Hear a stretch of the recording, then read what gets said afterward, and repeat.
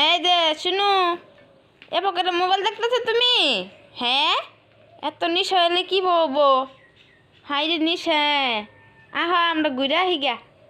আমরা পাড়াই থেকে যাই গে নগো, পাড়াই থেকে যাই গে।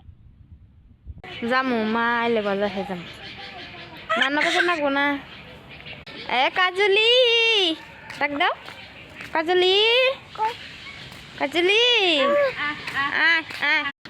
কাজলি,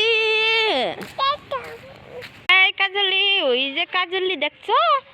এ কাজলি, এই কাজলি দেখছো?